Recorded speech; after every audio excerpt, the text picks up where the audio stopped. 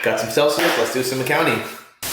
What's up guys, welcome back to the channel where I teach you everything you need to know about accounting, audit, personal finance, the CPA lifestyle, and everything in between. If that sounds awesome to you, make sure to hit that subscribe button below and welcome to the accounting channel. I started a series on this channel where I teach you the basics and fundamentals of accounting. In the first episode, we went through the accounting equation. We now know that assets equal liabilities plus equity. Let's repeat this formula until it literally engraved in your brain forever. Assets equal liabilities plus equity. Every single accounting transaction that you come across will need to follow that law. Like when we deposited $1,000 of cash into our business. We increased assets cash by $1,000, but we also increased owner's equity by $1,000. Therefore, our accounting equation was in balance. Our assets were $1,000 and our equities were $1,000. Assets equal liabilities plus equity. We then went over why understanding the normal balance of every general ledger account you have is really the key to understanding when to debit or credit an account. Remember that assets, dividends, and expenses have a normal debit balance. As these accounts have a normal debit balance, they will increase when debited and decrease when credited. On the other side of the accounting equation, we have liabilities, owner's equity, and revenue accounts. These accounts have a normal credit balance, which will increase when credited and decrease when debited. Write this formula down and conceptually understand how these various accounts are impacted. This will be your cheat sheet and guide to knowing when to debit or credit an account balance. From our previous video on T accounts, we recorded the impact that the various business transactions had on the different general ledger accounts. Like in our first transaction, when we initially funded the business with $1,000, we debited the cash T account, but we credited the equity T account. Although T accounts can be very helpful and useful in keeping track of account balances, understanding journal entries is critical in becoming great at accounting. Let's now get into how to journalize the various business transactions that occurred, but instead of using T accounts, we're gonna use the journal entry format. I can tell you guys from being in public practice for over 7 years, this is exactly how things are done in the actual business world. Learning the skill of how to journalize business transactions can be very useful whether you wanna just ace your accounting test or actually get into the accounting profession, which I hope you all do.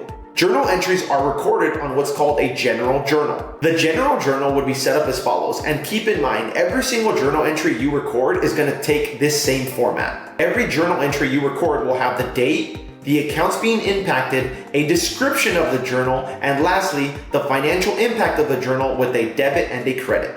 Let's review that one more time. Every single journal entry you record will have the date, the accounts being impacted, a description of the journal entry, and lastly, the financial impact of the business transaction you're recording with a debit and a credit, which need to balance. From our accounting equation video, which you can watch right here, we have 4 separate business transactions that occurred with our company, CPA Swag. To fund the initial operations of CPA Swag, we deposited $1,000 into our company's bank account. The transaction would be reflected in a journal entry as follows. As this transaction occurred on January 1st, let's go ahead and write January 1st in the date. The first account you're gonna write down is gonna be the account that gets debited. Debits on the left and credits on the right. Just remember that when you're writing out journal entries. Cash is an asset account and thus has a normal debit balance. Cash would increase by $1,000 as we put $1,000 in our company's bank account. To increase cash, we would debit cash by $1,000.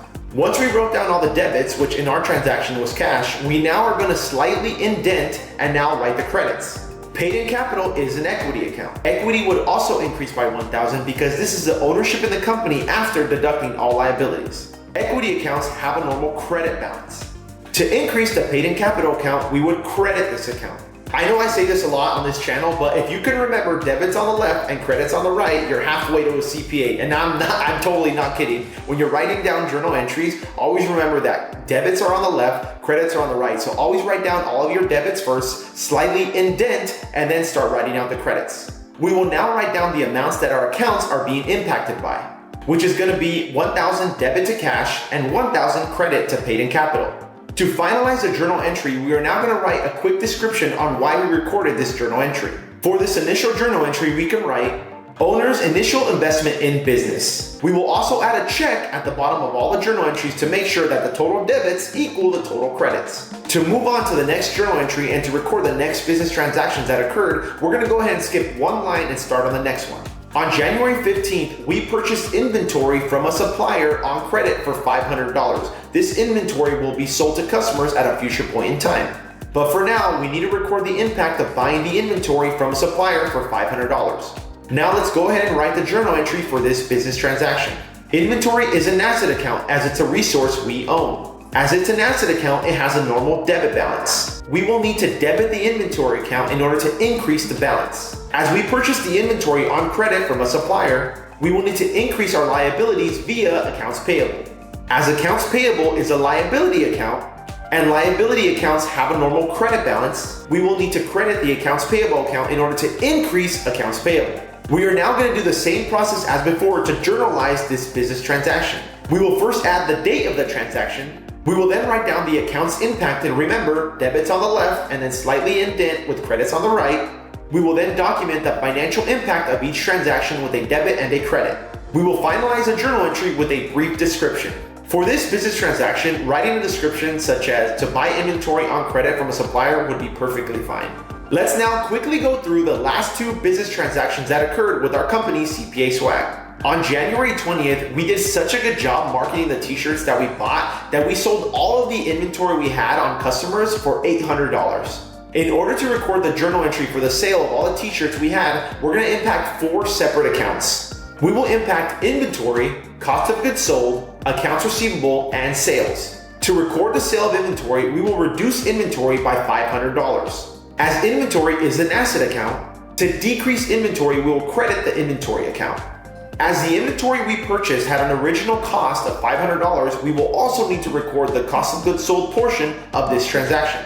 Expense accounts have a normal debit balance. In order to increase the cost of goods sold account, we will need to debit the cost of goods sold account for $500. Remember, we sold the inventory on credit to customers for $800. We will now increase accounts receivable. Accounts receivable is an asset account, which means it has a normal debit balance. To increase accounts receivable, we will debit the accounts receivable account. We will also need to increase the sales account in order to account for the sale of the t-shirts. Sales or revenue accounts have a normal credit balance. In order to increase sales, we will need to credit the sales account. To document this journal entry in the general journal, we will take the same steps as before.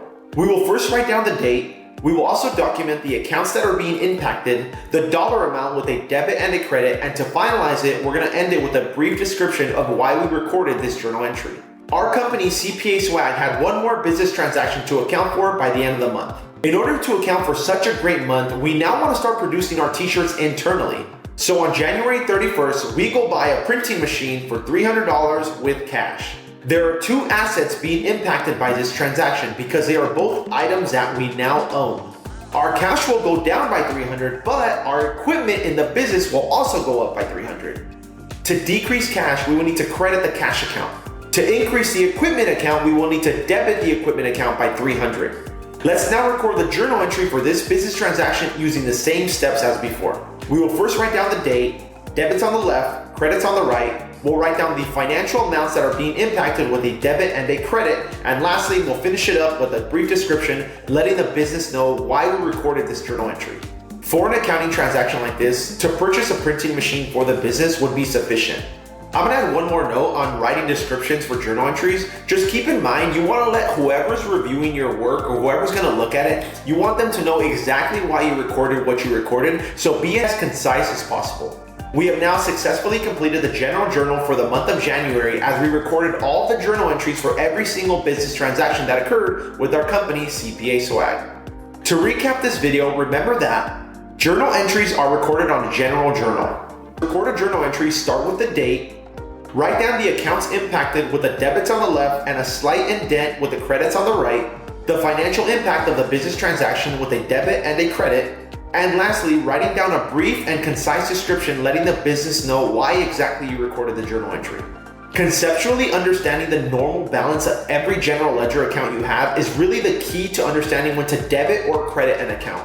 Remember that assets, expenses, and dividends have a normal debit balance, which increase when debited and decrease when credited. Liabilities, equity, and revenue accounts have a normal credit balance, and these accounts increase when credited and decrease when debited. All right, guys, that's going to be it for the video today. You are now all journal entry experts. If you liked the video, you found some value, please make sure to hit the like button below. Also, guys, don't forget to subscribe to the channel for many more accounting, audit, CPA lifestyle, personal finance topics. Please share this video with anybody that might be struggling with journal entries. Until next time, work hard, dress well, peace.